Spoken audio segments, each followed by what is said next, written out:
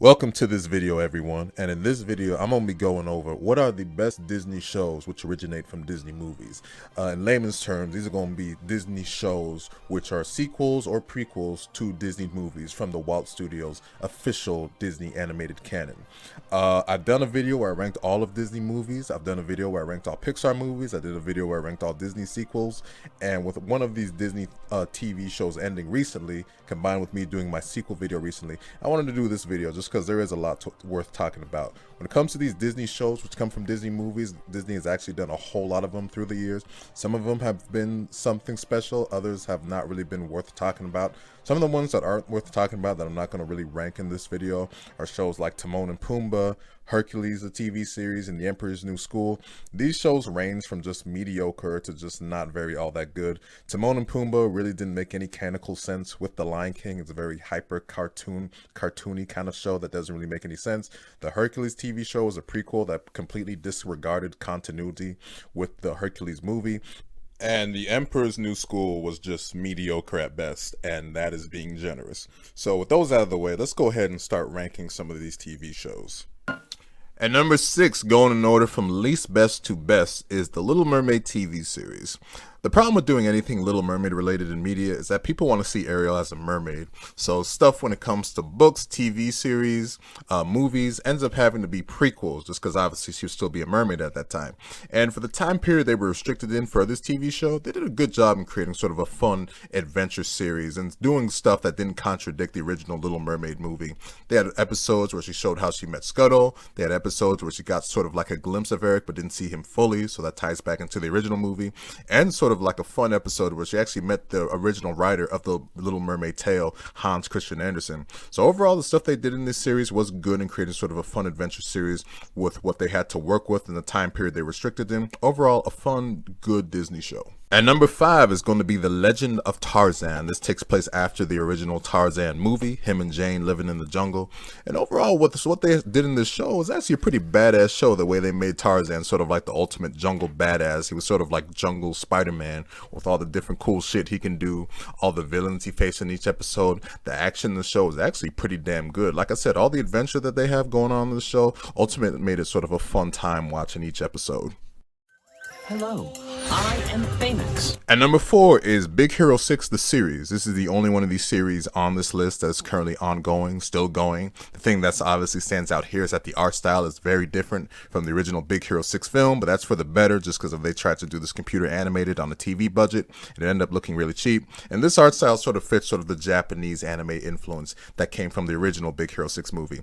Something like Big Hero 6 Superheroes is perfect for a TV show. You get some great action, fun villains, and every single episode, ongoing storylines that continue, cool team dynamics. They got most of the original voice cast back for this movie. Overall, it's a really fun show, and Baymax just has hilarious moments in every single episode. He's once again great. The thing that I just do not like about this show is Fred. They got a different voice actor from the original film, and his voice, and combined with how they write him, he is just beyond annoying. And every single episode, I'm rooting for him just to die brutally. That's how annoying he is. But overall, it's still a fun show. At number 3 is where we get into shows that I consider to be great. And at number 3, I'm going to go with Lilo and Stitch, the series. This show was so much fun. It was rooted right in the middle of my childhood, to where I was in elementary school and watching it like every single time a new episode would pop up. The whole premise of the show is rounding out Stitch's cousins, which are scattered all around Hawaii.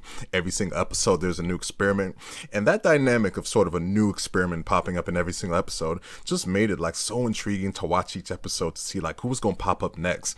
And the whole show was basically the equivalent of being like Disney's like Pokemon or stuff like that, with all these creatures all around the place. It was so much fun to watch every single episode, and the show ended up concluding in spectacular fashion with Leroy and Stitch, which the end of that movie is basically like Lilo and Stitch Endgame. So the Lilo and Stitch series was definitely a fantastic one to watch.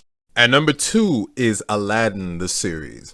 I was too young to watch the show when it was still going on. For most of it, I wasn't even born. I watched this when it came during my elementary school years when Disney would put it on at like 7 a.m. and stuff like that. And watching it, I was just like, man, this is a really fun show. The best way to describe it is just as like it's an adventure show. Every single episode, it's either Aladdin going on some crazy adventure or there's some new threat to Agrabah.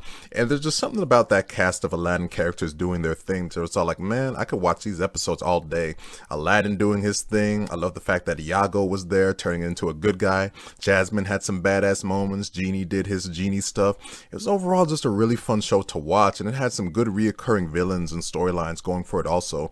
To where it's all like, man, somehow I wish they had the technology just to go back and make the animation better. Just because it's all like, this is some quality stuff they had going in this show right here. And it's not like the animation was terrible, but if they had the technology to make it as good as it can be in a day like today, oh man, this would be just like an all-time show right here.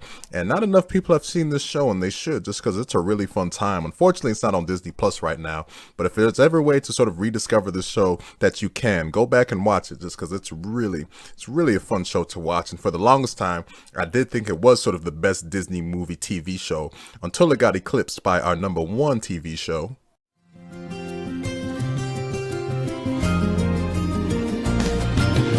And at number 1 is Tangled the series, or later on it was renamed Rapunzel's Tangled Adventure.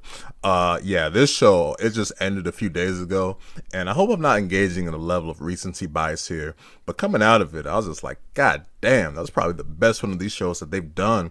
I think what separates this one from all the others is the level of storytelling that went into this show is just amazing. When the story that they crafted out of it, how epic the story of it as it was, how it ties back into the original movie, the twists and turns that it takes, just fantastic stuff, this adventure. Because it's all like, how are they going to do a Tangled show? Like, Rapunzel has this excuse to get sort of her long hair back, but what's really going to go into the show? But this show has a whole lot of deep storytelling and character development when it comes to her friends, namely Cassandra, all her other friends. Like I said, the adventures they go on, really great stuff, and how they sort of did this show, the storytelling and all that stuff, to where it's like, wow, they really put their time into making this stuff.